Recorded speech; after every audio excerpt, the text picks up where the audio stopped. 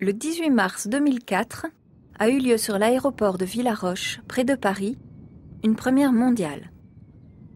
Après des années de mise au point, Snecma Moteur a réalisé sur un moteur client un contrôle reçuage in situ, c'est-à-dire sans aucun démontage, pour fiabiliser une retouche locale d'aube impactée.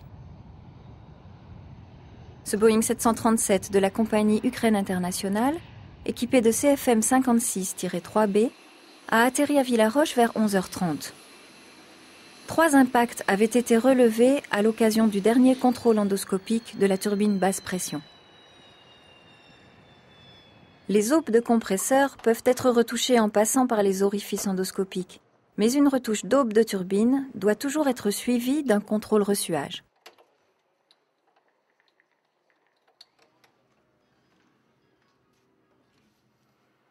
Aux environs de 14 heures, le moteur a suffisamment refroidi, ce dont on s'assure par un contrôle de température au moyen d'une sonde adaptée.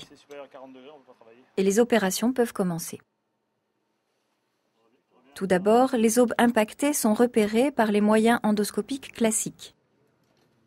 Ensuite, l'outillage qui va permettre d'usiner les aubes localement est mis en place.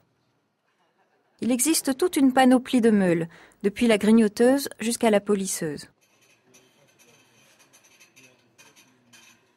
Au bruit, on se rend compte de la dureté des matériaux.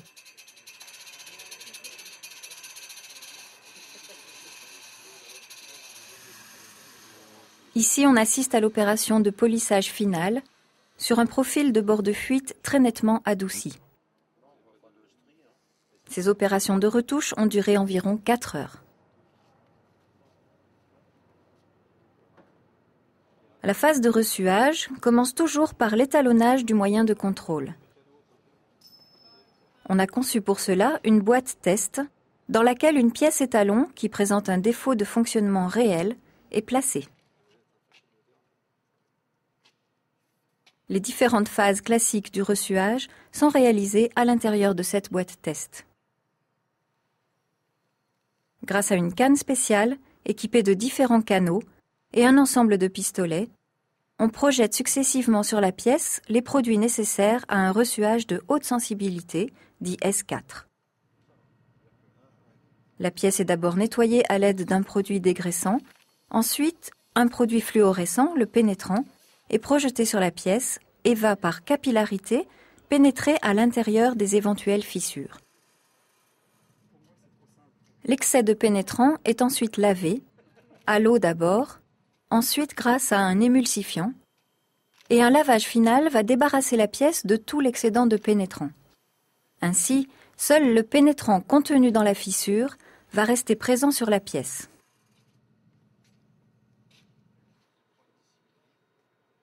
La mise au point de ces projections a demandé plusieurs années. Par approches successives, on est arrivé à projeter les produits dans de bonnes conditions au travers d'une canne de diamètre seulement 8 mm, ce qui reste un standard très répandu pour l'endoscopie dans le monde aéronautique.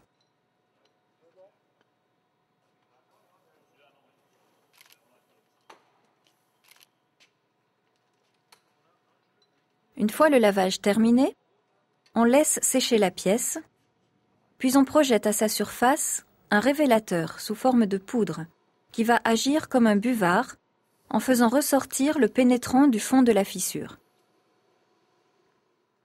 Grâce à un endoscope spécial, la pièce est examinée sous lumière ultraviolette. Le pénétrant absorbe les ultraviolets et réémet une lumière verte qui permet de détecter la présence de défauts.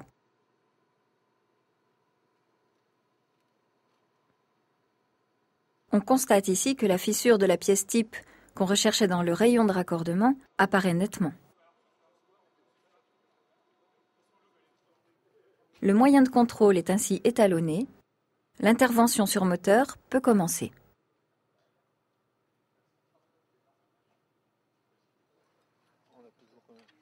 Là encore, les différentes phases du reçuage classique sont réalisées à l'intérieur du moteur, conformément à la procédure normale.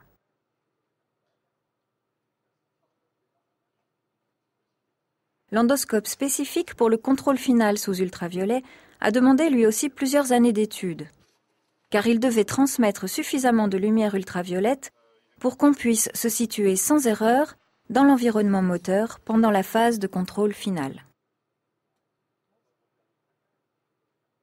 Le résultat obtenu ici est satisfaisant puisqu'aucune crique résiduelle ne persiste au droit de la retouche.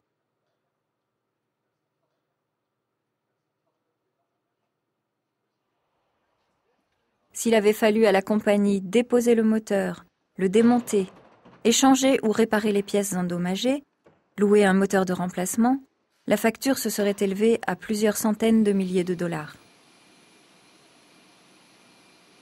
Au lieu de cela, en quelques heures, grâce à la retouche d'aube et au contrôle reçuage in situ, le moteur a conservé son potentiel et l'avion est reparti en exploitation.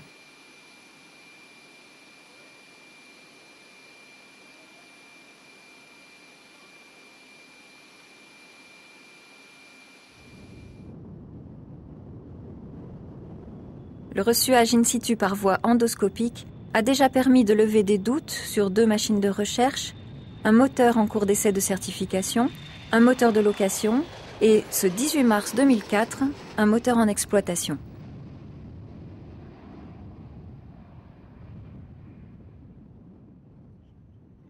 Le reçuage in situ par voie endoscopique a fait l'objet de 2 dépôts de brevets.